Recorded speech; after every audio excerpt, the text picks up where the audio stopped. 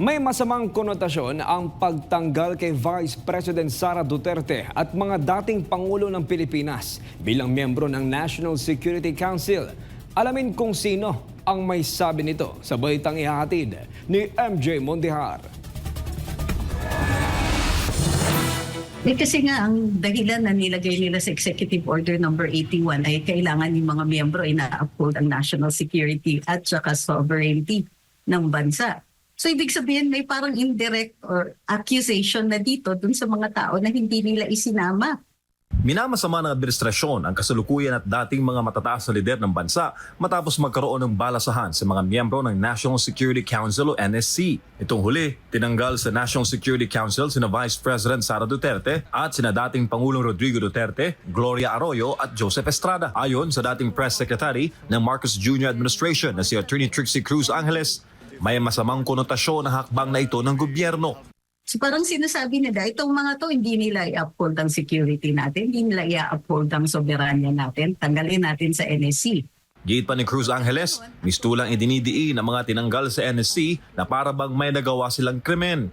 Pagka gano'n, ang akusasyon mo pertains to national security, nilalagay mo na sila sa level of committing high crimes.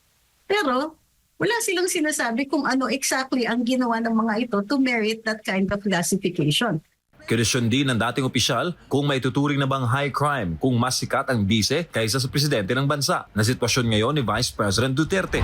Samantala, nakikita naman ni Cruz Angeles na naisahan pa rin ni VP Sara ang administrasyon dahil nauna niyang kinwestiyon ng NSC. Sa isang panayam sa Veterans Memorial Medical Center nitong nakaraang taon, hinanapan ng minutes of meeting ng bise ang NSC.